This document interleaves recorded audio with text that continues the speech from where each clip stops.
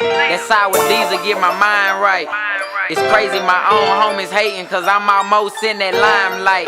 Growing up not having shit made me grind.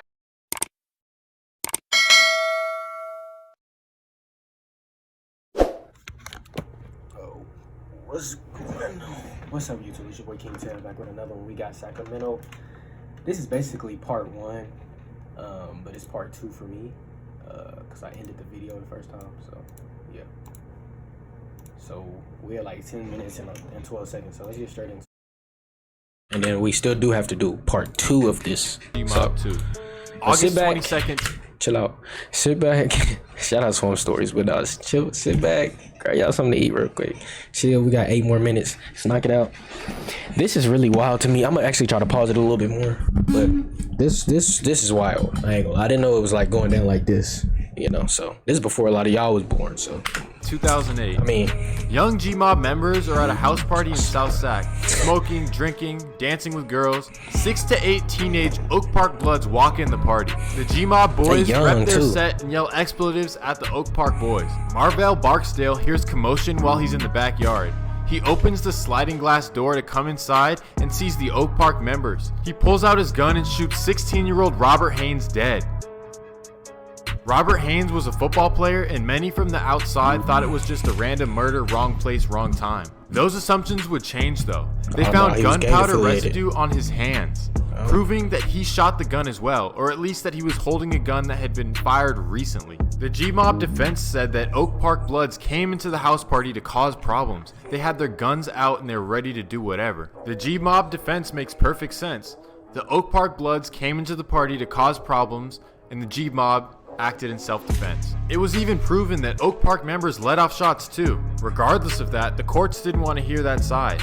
G-Mob member Marvell Barksdale would be sent to prison for a minimum of 36 years. 36 years, G-Parkway and Oak Park are bitter rivals. It's on site at any time, at a club, at a donut shop, or at a house party. They truly just hate each other.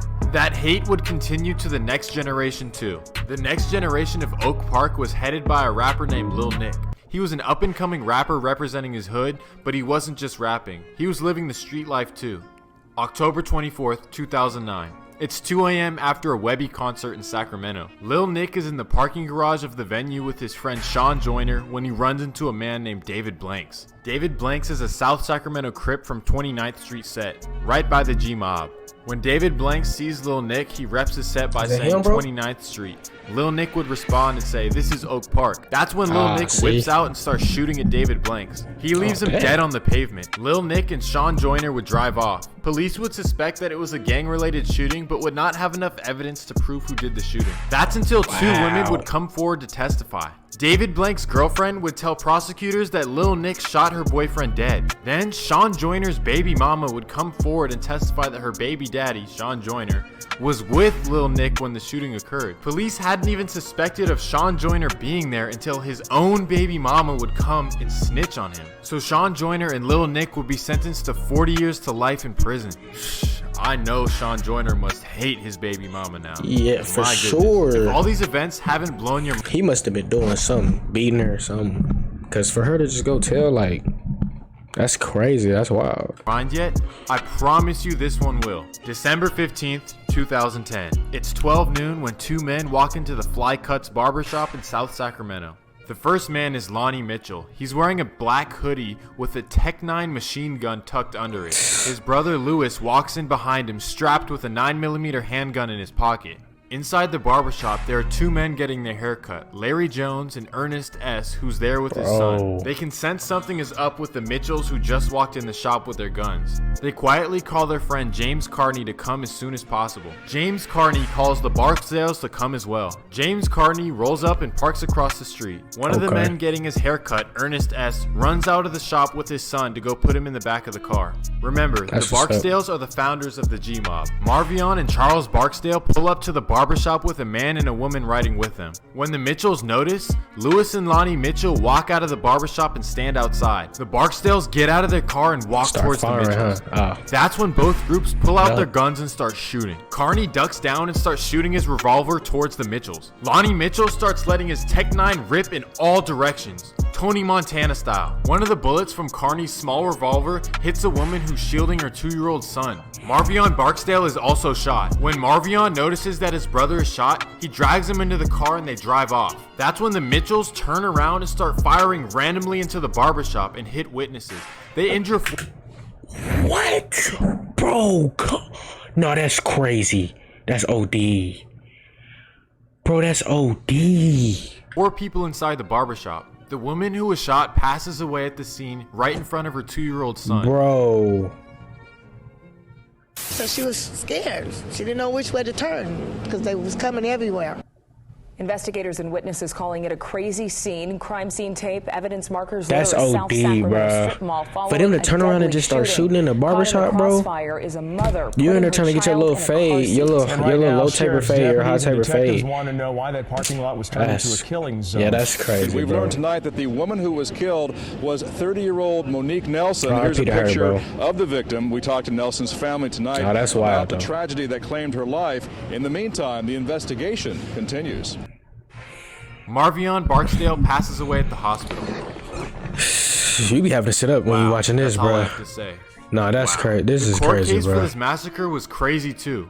Oak Park Blood member Larry Jones, who was getting his haircut at the time, was also involved in the shooting. He would be the only person to testify in court. He would defend his case by saying he was simply in the barbershop to get a haircut with his friend James Carney. And when he heard gunshots, he simply pulled out his gun and started shooting back in self-defense. He would be acquitted of all charges. James Carney, whose revolver killed the woman in front of her son, is sentenced to 21 years in prison. He can be released on parole in 2027. Lonnie Mitchell would be charged with the murder of Marvion Barksdale. He would get 2 life sentences.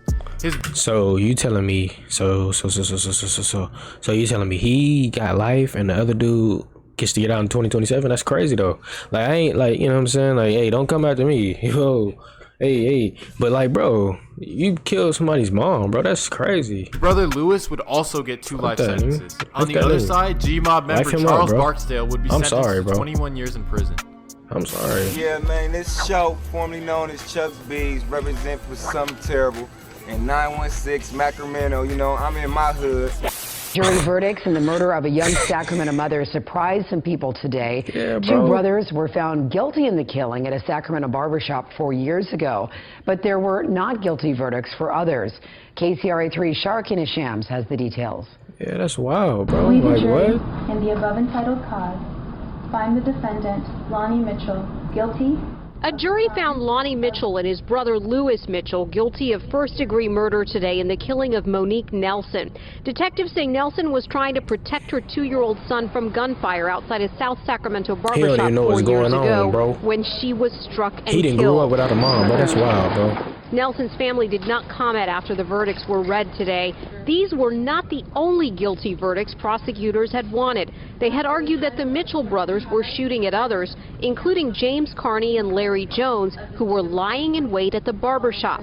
But defense attorneys argued that those men were only protecting themselves when they returned fire. Mr. Jones was sitting in the back of the barbershop quietly, minding his own business, and I think the evidence was very clear that he was trying to run away, shot twice in self-defense, and didn't shoot anybody, didn't hurt anybody. And today the jury found Jones not guilty on all counts as he cried in the courtroom, and Carney guilty only of manslaughter, not murder. Around this time, Mozzie, then known as Lil Tim, was starting to rap. His career would be paused because he would be in and out of prison for firearms charges. His biggest stint was 2 years in San Quentin in 2010. On the other side, G-Parkway rapper CML or Lavish D was thugging too. In 2007, his house would be raided where they would find a Tech 9 and a handgun. Where are they getting these Tech 9s? Numerous times after that. His rap career started before Mozzie. Well, at least he started popping off earlier, around 2010. If you guys want me to continue this series into the current days of Oak Park versus G-Parkway, let me know in the comments. They are still beefing to this day, and it may be even worse. Or if you want to see other Sacramento beefs or any other kind of beefs anywhere in the country, it's crazy though, let me know in the comments. I will get it.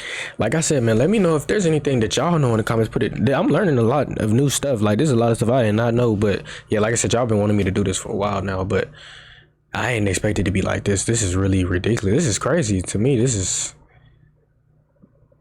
crazy. crazy. This is wild. Like, I wasn't expecting all of this, you know what I'm saying? I was expecting like, oh, they beef back then and blah, blah, blah. This dude going deep in detail. Shout out Swamp Stories. He's going deep in detail, telling the, not saying that all his stories is exactly right, but they sound good, you know what I'm saying? Exactly how it happened, where it was at a party. But it's still crazy to me that these 15, 16, 19-year-olds is going to life, doing life 36 years. Like, they throwing their whole life away, bro.